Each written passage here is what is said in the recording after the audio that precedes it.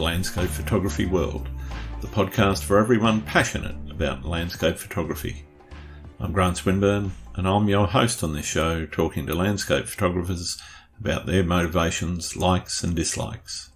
This time I'm talking to Tristan Todd about his art, the motivations behind it, and the structure of his new business, along with a range of other topics I hope you'll find interesting. Tristan is a landscape photographer based in Vancouver, British Columbia. Over the last few years, photography has become a core part of who he is, transforming the way he sees the world and becoming his deepest passion. Photography has become a vehicle for Tristan to express himself and push outside his comfort zone. After spending some time writing code and exploring virtual worlds, oblivious to the very real and beautiful world around him, through photography he has learned not only how to see the world, but to experience it as well. Tristan's goal with his images is not to strictly document the environment, but to convey his experiences and feelings.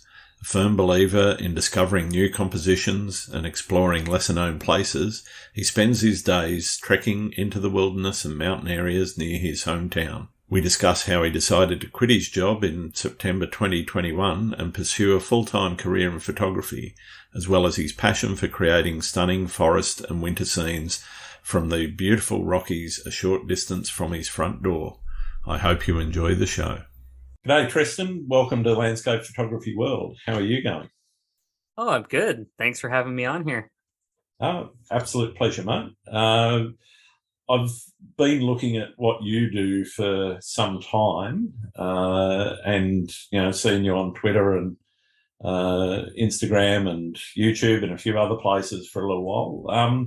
Why don't you start by telling us, how you got started and what really got you passionate about landscape photography? I don't really have any crazy story. I started out because I was bored, and I used to work. I worked in the restaurant industry, and I'd work and get off at like 3 a.m, and a lot of times I'd just get home, play video games, and then I'd go out for a walk at sunrise.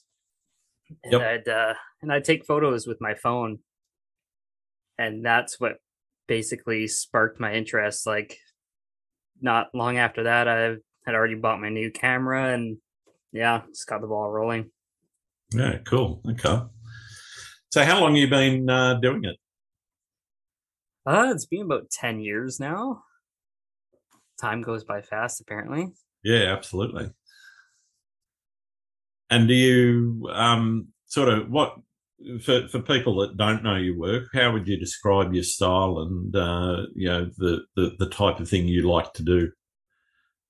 So I'm most well known for my forest work, rainforests, canyons, the trees. Usually on the darker and moodier side. I'm not the biggest fan of colorful scenes.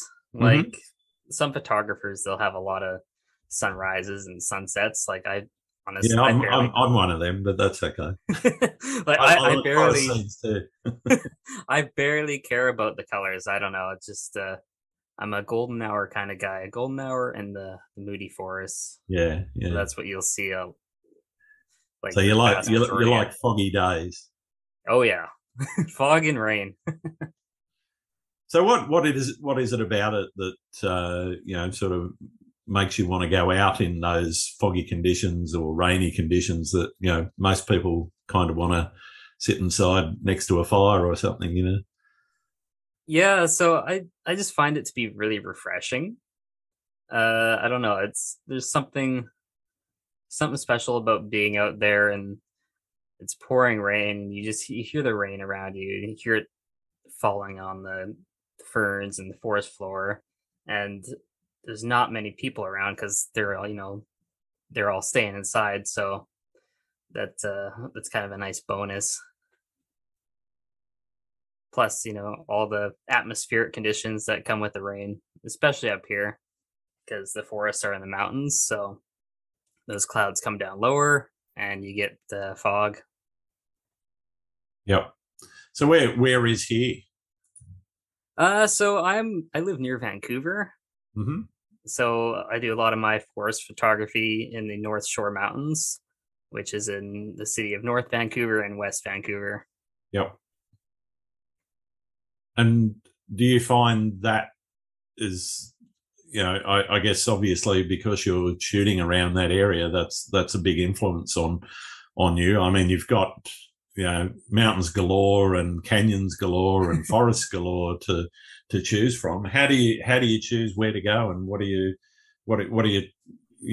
doing when you're doing that planning stage? Are you thinking about a particular image that you want to capture, or are you letting the landscape speak to you and just go and take it more in a more random fashion?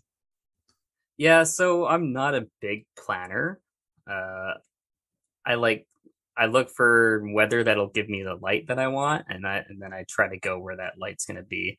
Yep. Yeah, I don't really enjoy planning photos. I enjoy like you said, the randomness and just kind of getting to know the landscape and just Sure. I've been like these places. I've been to them so many times.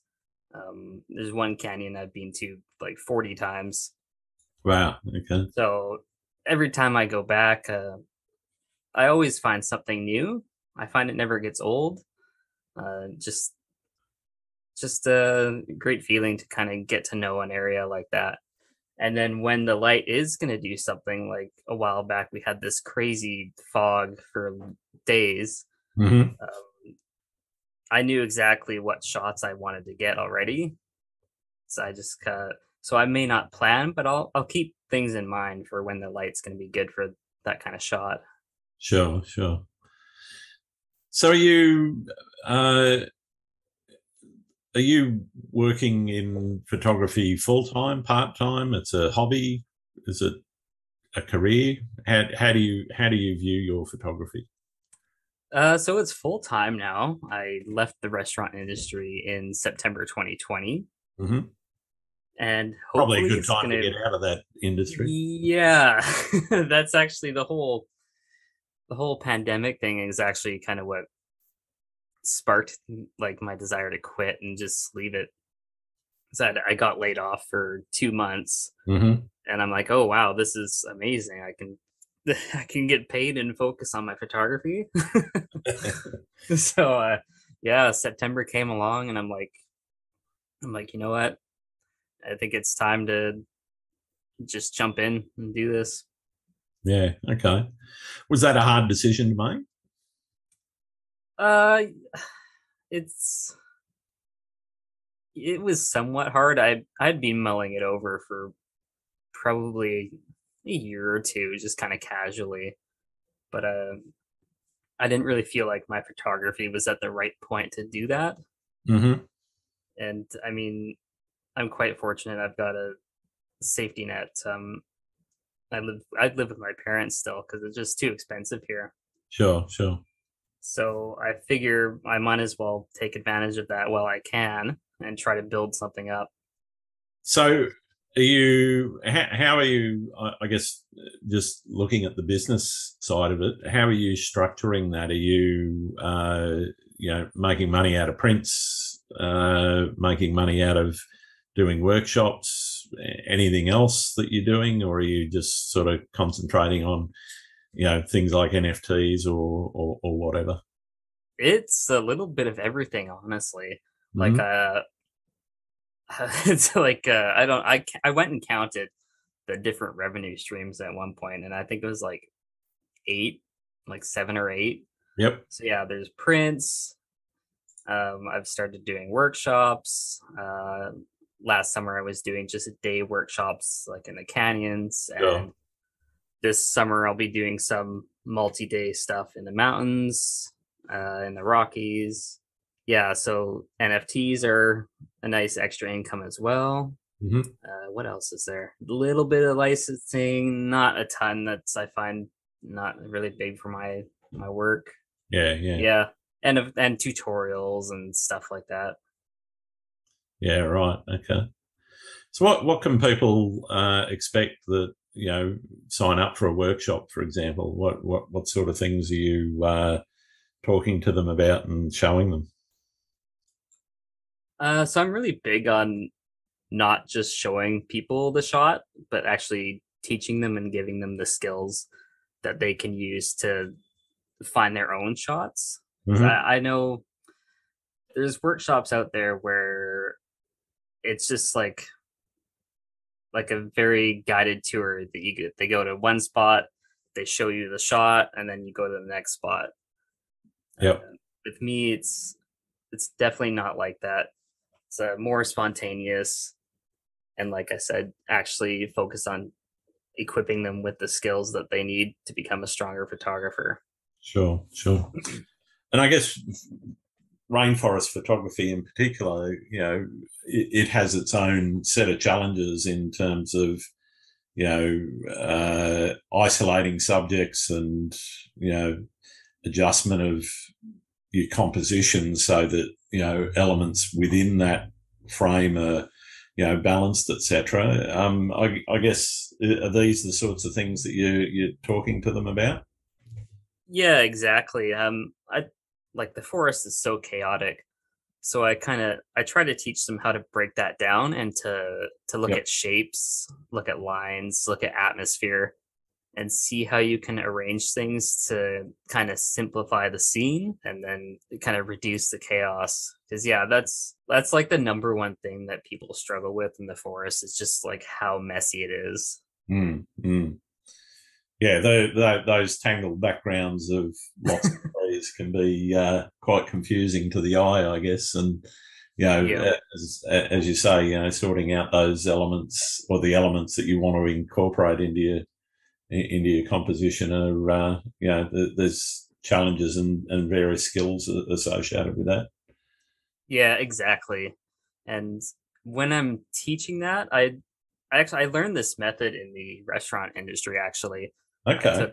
I took this course because I was a manager, so we had to take various courses and whatnot. Anyway, this one was called Train the Trainer, Yep. and I basically learned how to train people. Yeah. Yeah. And so I kind of adopted that approach with my photography workshops. Right.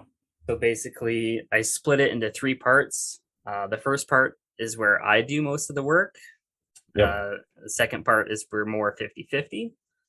And then at the end, they're doing most of the work, and I will actually ask them questions and get them to show me and Sure. demonstrate what they've learned. And so far, it's actually worked really well. At the end of each one I've done, they're walking out of the workshop creating their own awesome images with Yeah. minimal input from me. Fantastic. I guess what's one of the most important things to remember when you're hosting and running a workshop? I feel like I don't have the best answer for that just because I'm still quite new to workshops. Mm-hmm. Like I've only done the day ones. I haven't even done the multiple day trips yet. So Sure. I don't think I really have a good answer for that yet. Yeah, okay, that's fine. How far afield are you travelling to get your shots? Are you, travelling all over British Columbia or all over Canada or internationally, or are you trying to stay fairly local? And I don't mean just with the workshops, I mean for your own personal photography. Yeah, so this is actually a great question. I love this one. Um, I basically stopped international travel years ago. I Mm-hmm. think can't think I think 5 years ago or 4 years ago was the last time I did, and just because I decided to focus on Canada. Yep, The country is so big and so diverse. Like you could spend a whole lifetime exploring just BC alone and still not see everything. absolutely. Yeah, And like I figure if I'm here, I might as well take advantage of that. There's so much to see that people haven't really seen before. mm, And I mean, some of it is even just like locally, like in the mountains here, the North Shore Mountains, there are things that very few people have seen because they just haven't gone looking for them. yeah, yeah. Well, most And people, they'll turn up in the car, get out of the car park. They might go for a few kilometres hike if you're lucky, um, take their photos with their iPhones, get back in the car, and go home. Yeah. Yeah, exactly. Yeah, there's actually in North Vancouver, there's there's an old growth forest, but pretty much no one knows about it Yep. because there's no trails there. You have to take one trail, then you have to cross a river and hike Mhm. up the river, and then go bushwhack up the mountain a bit. Yep. And so yeah, it was basically untouched in the logging days, but nobody knows about it. So I've been over there a few times with people like Blake Randall and Matt Jackish just to explore, and Sure, it's just sure. amazing. So when you're going into those sorts of environments, what are the things that you're sort of conscious of in terms of both looking after that environment, but I guess also, you don't necessarily want to be blazing a trail that then ends up with hordes of Instagrammers turning up to take selfies in red and yellow jackets, do you? Yeah, exactly. So I'm pretty big on not geotagging, Mm-hmm. and I mean, like the place I was just talking about, I mean, even if I did geotag, there wouldn't actually be like a geotag for that place because Sure. it's just not on lists anywhere, So basically. you can just say British Columbia and leave it at that. Yeah, so what I'll usually do is I'll say the nearest city or the provincial park. So for Sure. a lot of my local hikes, that'll either be North Vancouver or just West Vancouver. Right. But yeah, it's definitely a tricky one because I mean, I think it's pretty safe to say I have had an impact on some places. Like I've made them a bit more popular. Yep. Like there's one called Cypress Falls Park, and I think I've probably inspired a lot of photographers to get out there, from what I Sure. can tell. But yeah, it's definitely a an interesting question. Okay. So when you're going to somewhere like that, and you say you're not a real good planner, how do you plan a trip like that? Because obviously, if you know about those locations or you're finding those locations, how are you finding them? How are you pulling together a trip like that? So I love planning trips. I don't like planning shots. Right. Okay. Yeah. No, I like the distinction. it's kind of weird. I really enjoy planning trips. Like I don't know what's wrong with me, but I'm planning several right now, and I love it. So how do you go about it? Sometimes it starts just by zooming around on Google Earth. Okay. That's actually that's how I'm planning a trip next summer, and that's how it started. I was zooming around up near the Alaska BC border, Uh-huh. found some sweet looking mountains, and figured out how to get there. And I've already asked some friends, and they're interested, so we're gonna make it happen. Fair enough. And what about things like safety and so forth? Because British Columbia, some of those more remote areas, they're going to be places which are habitats for bears and mountain lions and so forth. What are you doing in terms of safety? Do you go out there with somebody that's got a gun, or do you just take your bear spray, or what are you doing there? So I'm pretty big on safety. I'm very risk averse. Like Hmm. I don't do stupid things for my photos.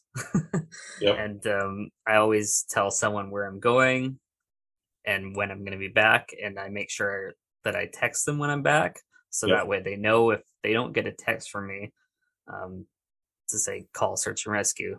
And of course, I carry bear spray. I mean, bears aren't really a big threat here near Vancouver. Hmm. Black bears are quite afraid of people, but sometimes attacks do happen, or sometimes they're stubborn and they don't want to get out of the way, and like you don't have an exit. Yep.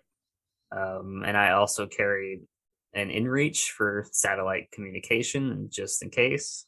Sure. Sure. And So I I don't do anything too crazy. I'm quite afraid of heights, so that keeps Yeah, me in okay. check. Have there been any hair-raising experiences with animals or anything that you've had? So this is something I don't know. I don't know what it is, but I never seem to run into bears. Okay. Never. I don't know. I don't know why. I don't. Maybe I just make enough noise because I do. That's one of the things I do. I make sure, like, if I'm hiking around by myself, I make sure I'm like smacking my hiking pole Yeah. as I go, just so that way I don't surprise a bear around a corner or whatever. Yeah, like I've been on trails where people come in the other way. They're like, "Oh, we saw a bear just up there," and I don't see anything. I'm almost kind of disappointed. Uh, But I did have a hair raising experience with a waterfall, okay. and that's actually why I'm so afraid of heights. Right. Okay. I got myself stuck on this narrow steep ledge Yep. right next to a nice drop off into raging water and canyon, and I think I'm pretty lucky I didn't fall, and it scared me. I finally got out of it, and I was just shaking for probably like good hour afterwards, just Wow. terrified. So yeah, I can't do heights anymore thanks to that. I did one stupid thing and I learned from it. What motivates you creatively, and what motivations have you got for your style of photography? I guess what are the things that are really making you, put together the images that you do? Ooh, that's a big question. So I've always been a big fantasy nerd, Okay. and when I was a teenager and in my early 20s, I read so much fantasy, and I loved the sense of exploration and wonder that those books gave me, and I think that's really kind of been an inspiration for my photography. Like I'm kind of trying to capture things that fill me with that sense. So yeah, when I'm out there, I'm exploring and I see these beautiful things. They kind of fill me with that same feeling as I got when reading those books, and that's what I really want to try to capture. And that's why, like I said earlier, like color is not the most important. It's atmosphere, like golden hour or Yeah. moody, foggy forest and stuff like that. And I also okay, struggling with this one. It's okay. Don't worry about it. Just say what you feel, mate. Actually, I think that one's good. The thing I was thinking of, it doesn't work anyway. So Okay, fair enough. What about the? I guess what is the feeling that it gives you to be both out there, but also when you come back, in that creative process? What are the things that you're feeling? I guess when you're in the field, and what are you feeling when you're processing the images that you've captured? yeah, so when I'm out there, I've talked about this a little bit before on I think a blog entry and the occasional Instagram post, but I really like to look for solitude, and I a lot of people kind of associate that with loneliness, but I don't think that's really the case. For me, solitude is kind of connecting with nature out there Hmm. and connecting with myself. Sure. And that is, I think, really important for me. Yeah. Okay. You said you're trying to, I guess, create a feeling. I mean, obviously, that then starts to beg the question about the processing versus the capturing side of things. are you putting much time into the post processing, and are you adding things or taking things away, or are you just pretty much leaving the scene as you saw it, or as you captured it in camera? That one really depends on how good the light was. Mm-hmm. I find the better the light, the less editing I have to do. Sure. But I mean, sometimes there's exceptions. Sometimes I'll have amazing light and I actually kind of struggle to figure out what to do with it. And it takes a Yeah. while and it takes some kind of working, the molding, that kind of thing. But I don't shy away from Photoshop. Mm-hmm. Um, Sometimes, yeah, like I'll paint in a little bit of extra mist or actually paint in a bit of mist because for me, I kind of treat the process as if I'm painting. Sure. Sure. And It's creating art as opposed to just pure photography. yeah, exactly. And for me, like creating that sense of depth and atmosphere is really, really important. Sure. So, how much time would you spend on sort of processing? Is on a per image basis? Would it be 5, 10, 15 minutes, or hours and days? And I guess the processing time aside, when you're thinking about the images, do you race home, get them on the computer as quick as you can, and get editing, or do you tend to let things gestate and you've got a queue of stuff that you're waiting to work on? I find my edits, uh, they don't take as long anymore. Mm-hmm. Uh, Back when I was newer in photography, like I could edit for hours and hours, but Yeah. nowadays I find usually forest shots maybe like half an hour to an hour. Mountain ones take a bit longer just because I mean, I don't shoot the mountains quite as much. I shoot forests all the time, so it's just Yep. quicker to. I have a pretty good idea of what exactly I want when I go in with the forest edit. With mountains, I find it takes a little bit of kind of playing around and experimenting. Sure. So, when are you trying to uh, you're trying to work through that process, as I said, immediately after you get the images back, or are you letting things take their time? And do you ever come back to images later and just rework them completely? Yeah, I'm one of those people that's constantly reworking their older images, and I do find that I like to edit pretty quickly after a shoot. Mm-hmm. Not always, but usually. Occasionally there'll be certain shots that I do leave and kind of just let them marinate. Yep. But for the most part, I like to edit quickly.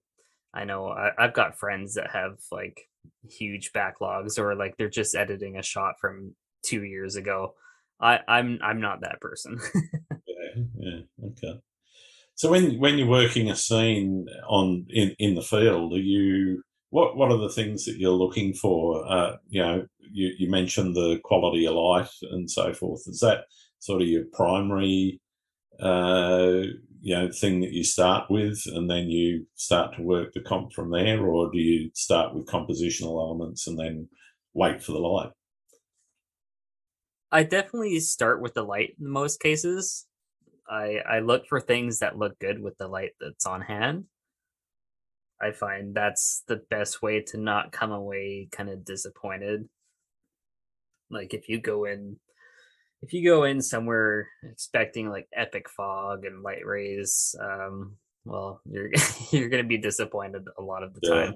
So I've really learned how to work with the light that I have.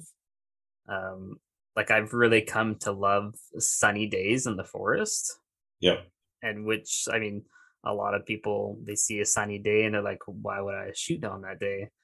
But I find in the forest you can really still create a lot of depth and atmosphere. Like you look for something that's illuminated in the background, and you find a foreground that's in the shadow, and you can Yeah. kind of balance it out and stuff like that. Yeah. How do you handle the contrast though? Because some of those sunny days you can get those really really bright highlights and really really dark shadows in the forests. How are you handling those sorts of situations? Oh yeah, sometimes the dynamic range is uh big. And if it is that contrasty, I'll do some bracketing Yep. and then just blend them. Yeah. Sure. Do you use any particular tools in your blending, or are you doing it all sort of manually in Photoshop? For forest images, I like to use luminosity masks for my blending, just because it's so precise, and yeah, you can basically just target any little spot and Sure. blend in the right exposure. How did you learn your processing? Were you self-taught, or did you go through formal learning? It's a bit of a mix. It's mostly self-taught, but I have bought tutorials from other photographers to kind of Okay. mostly for inspiration. I Yep. find it can be really, really good way to get new ideas. And like Photoshop is such a big program. Yeah. Um, I don't think there's anybody out there that knows everything about like Photoshop. So you can pick up a lot of interesting little tidbits just by watching other people. Yeah. Absolutely. Yeah. I mean, there's a few people out there that have got a pretty good handle on most of it, but there's just so many different ways to get the same result. I find that Exactly. Yeah.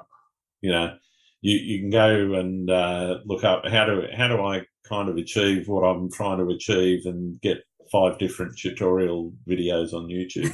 Exactly. I'll tell you a slightly different way of doing it.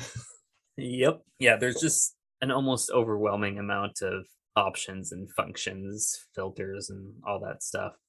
Yeah, yeah. So who are the people that you've looked at in terms of inspiration, and who are the aspirational photographers that you sort of go to when you're looking to extend yourself? Definitely number one is Mark Adamus. Hmm. Not necessarily just because of his photography, but what he does to get those photos, like Sure. the exploration, going to new places that people don't go to, and things like that. Like that has been just a huge inspiration for me. It's a big part of why I decided to explore Canada and kind of look off the beaten track and find new places. Right. And then there's other photographers too, like Ryan Dyer, Ted Yep. Gore. My list probably sounds pretty typical. Oh yeah. Everybody has their own sort of lists, I guess. Yeah. Yeah, and then but my friends really inspire me as well, like Matt Okay. Jackish, Blake Randall, Yep. Arpan Das. Yeah. Yeah. Who do you go to for advice about photography? A lot of times I'll send shots to Matt Jackish and kind of just bounce things off him, or even in the Discord that I run, Landscape Photography Worldwide. We've got an image critique section that, Okay. and occasionally I'll post something in there, and yeah, usually just ask friends whose opinions I know I trust. Hmm. I find if you're looking for critique, you don't want to just ask anybody. You kind of want to ask someone maybe who you look up to, or if like someone whose style is similar to you, Yep. because ultimately there's so many things you can do with a shot, and like you don't want to do something that's that just doesn't feel right, if that's Yeah. Yeah. a good way to word it. I'm not sure. No, that's fine. Tell us a bit more about the that group. Yeah, so it was just over a year ago that I started that. and I got a few other photographers together. Is me, um, Dipter, Benjamin Mays, Yep. and Morgan Tui, and we started this group because I mean, you've heard everyone complains about Instagram and algorithms and Sure. all Sure. that stuff. And so yeah, we just wanted a place where you could kind of create a community and not have to worry about likes and engagement and all that stuff, and just just talk with people and make friends. And Yeah. that's what happened.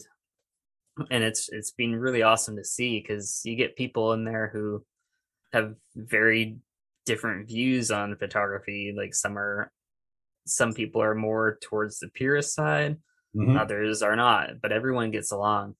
Yeah. And it's awesome. So how did you I guess get started with that, when and how did you decide where to put it? And because I mean there's a plethora of different ways that you could pull that together. Why Discord, and why, Yeah, so I like to play video games, and Discord, that's how it started. Its target Yep. audience was gamers, so they could talk to each other while they're playing online. Sure. But it's Discord really started to get picked up by just like communities. There's a lot of examples out there, and I was actually inspired by a local group of photographers.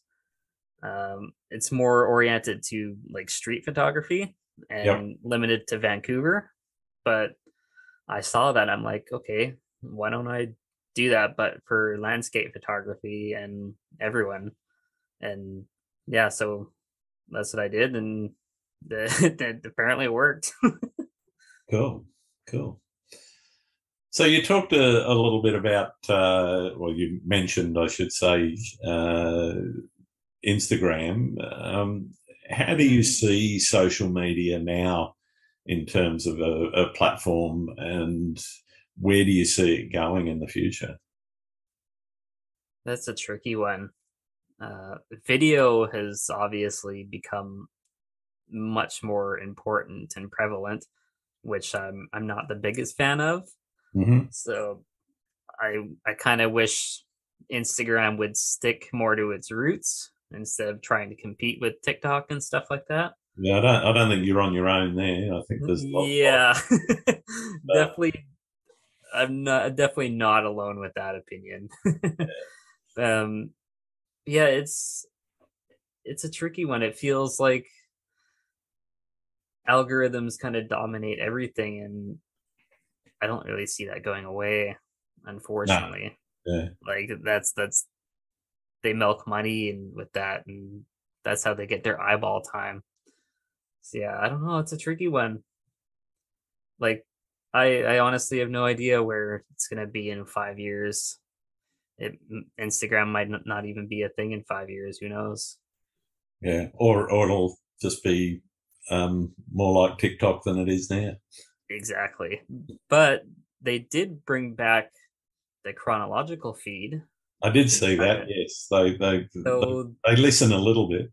yeah, the fact that you can at least choose it, and then you don't get ads in it either. So that maybe there's a little bit of hope. You never know.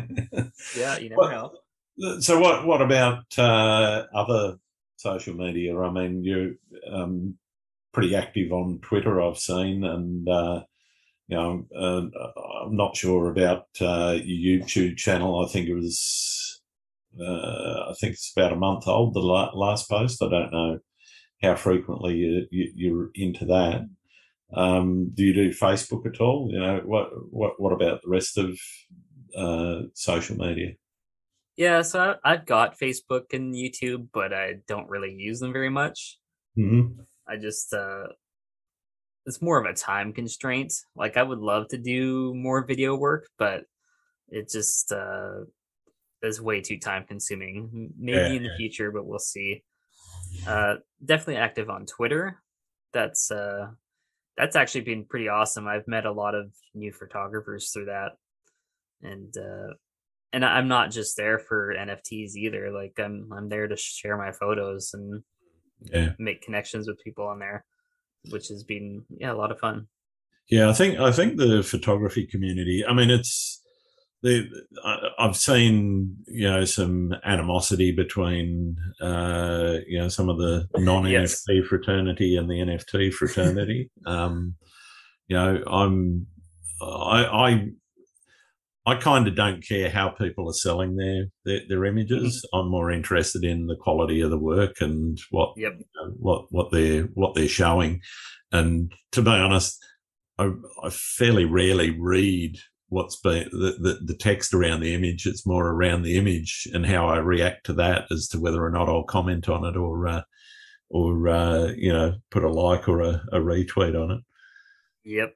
Yeah, I'm the same way, honestly. Like I'm there to share my photos and see the photos of people that I follow. Yeah, yeah. So, talk to me a little bit about NFTs and why, or when, and why, and how you got into them. Okay, when did I get into those? Everything is such a blur. I'm kind of struggling to remember what month that was. but It, it's but moved fairly quickly, I think. yeah, it definitely does. But I mean, I've been into cryptocurrencies for a long time, for a good like probably at least 6 years now. I've always had an interest, and I've done just random trading on and off and stuff like that. And when NFTs first kind of became big, I was a bit skeptical. I thought it was just going to be a fad. So I just kind of decided to wait and see. Yep. And then I saw that it was because that was back when there was basically only one guy buying photography NFTs. Yeah, yeah. So I'm like, okay, that seems kind of weird. So I'm just kind of wait and see how it goes. And then it really started picking up steam. And I'm like, okay, this is actually going to be a thing. So you know what? I've always been a fan of cryptocurrency, so I'm gonna give it a shot. Sure. And it's been a lot of fun. And definitely the extra cash has been appreciated. Yeah, no doubt, no doubt. Do you see it as a balanced or an unbalanced market at the moment? What do you mean by balance? Well, I guess supply and demand. Right. When you're looking at the economics of it, the supply, I think, at the moment seems to be outstripping the demand. Yes. And I guess the question in my mind around it is how long that is sustainable. Yeah, I totally agree. There's the supply is just crazy, and a lot more work is being put out than is being bought. Um, Hard to say what's gonna happen. It kind of did slow down a bit right now, Mm-hmm. but then it does that quite a bit. It'll slow down and pick up and slow down and pick up again. Yeah, yeah, And it's hard to say because cryptocurrency overall tends to go in these really big boom and bust cycles. yep.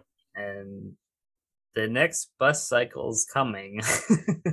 It's just a matter Yeah, of when. So yeah, I'm not really sure what's gonna happen. Like people still might be buying NFTs when it's crashed, but maybe not. Who knows?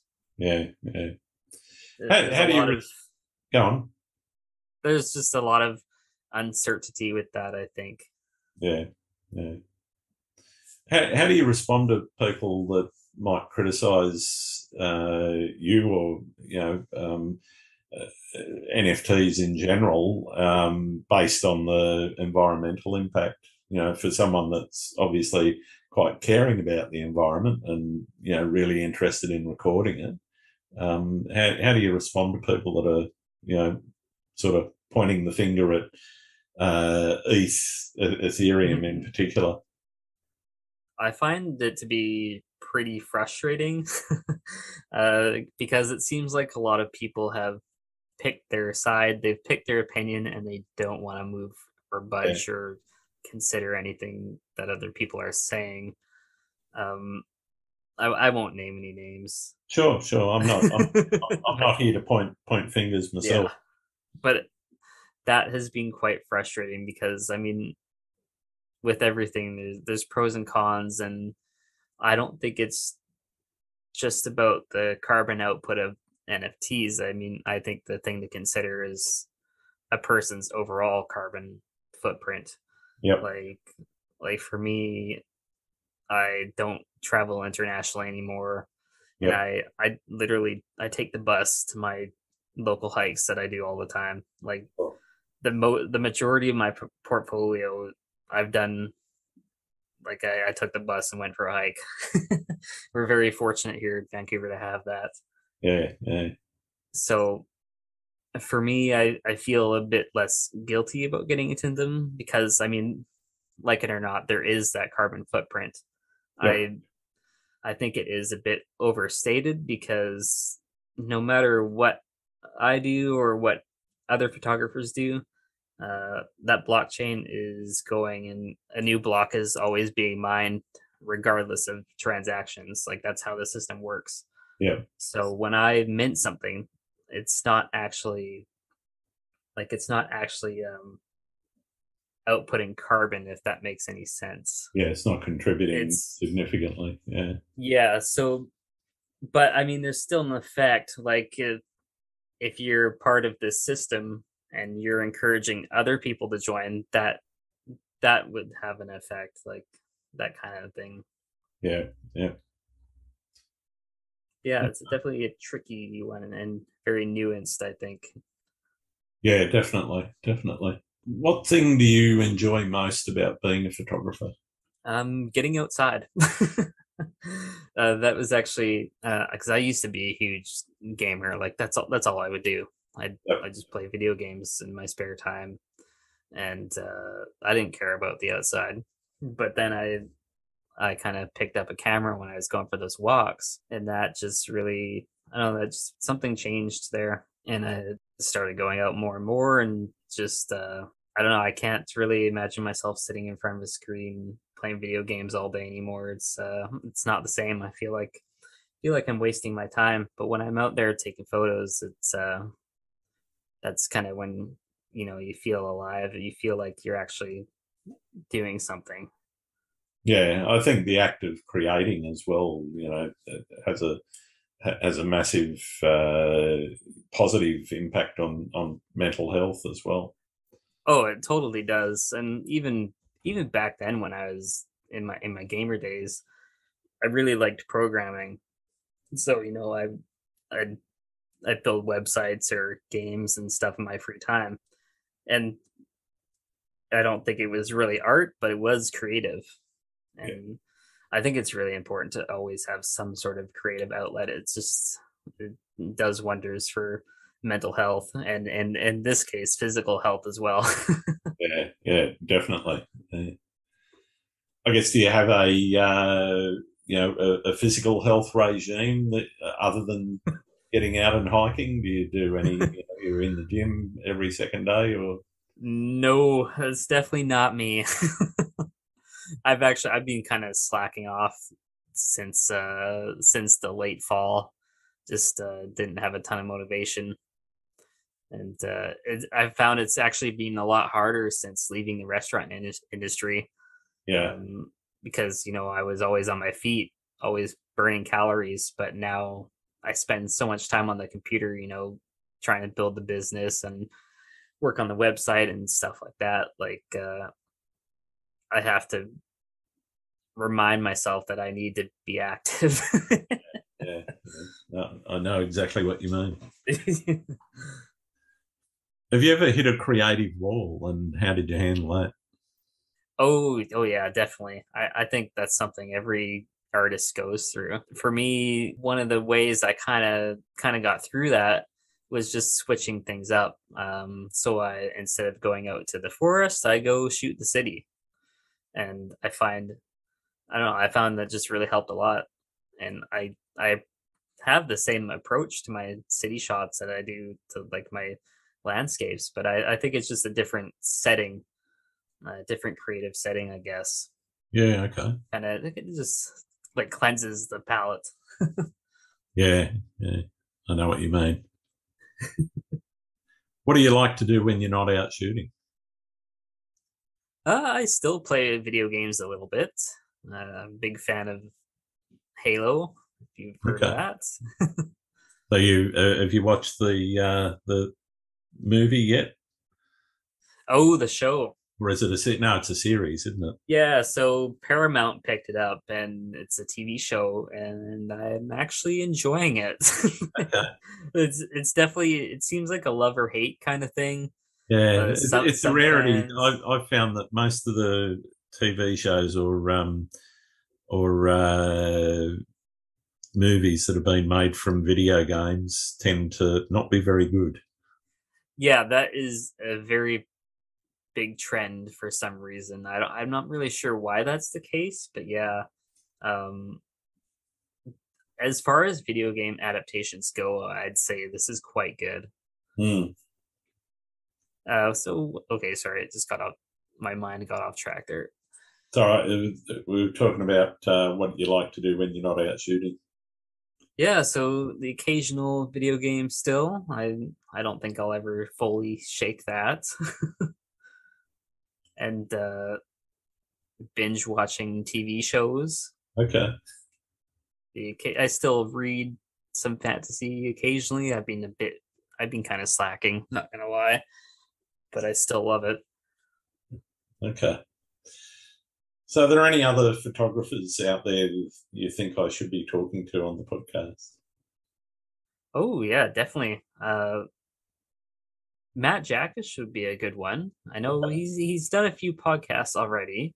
Sure. Let's see here. Arpan Das would be another good guy to do. Yep. Who else? There's so many names and my brain is overwhelmed. I've got a long list, so one or two to add to it's not a bad thing.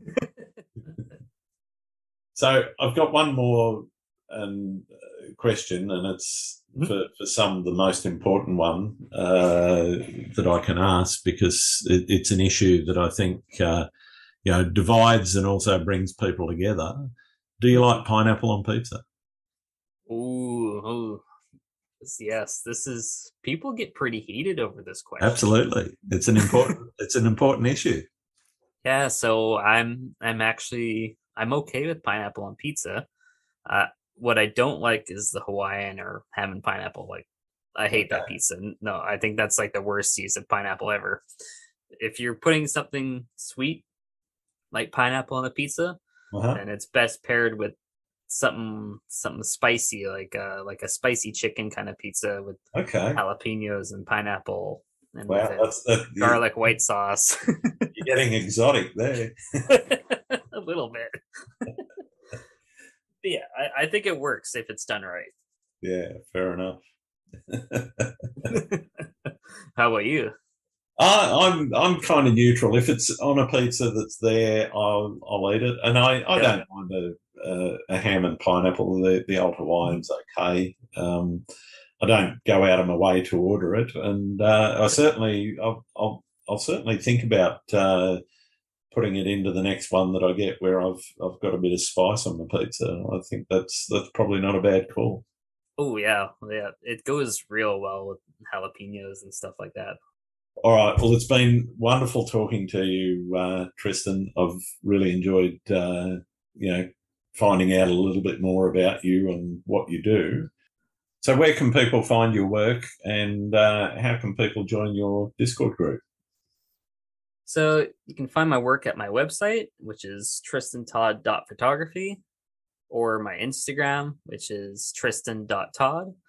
And if you're interested in joining the Discord, there's a link on my website in the footer. Fantastic. Thanks again, Matt. Yeah, thank you so much. Thanks for listening to Landscape Photography World. I hope you enjoyed the show, and keep listening, because I'll be joined by some great guests in upcoming episodes. You can find my work in this podcast at grantswinburnphotography.com. I'm also on Instagram, Twitter, YouTube, and Facebook. I'm Grant Swinburne, and hope to see you out shooting soon.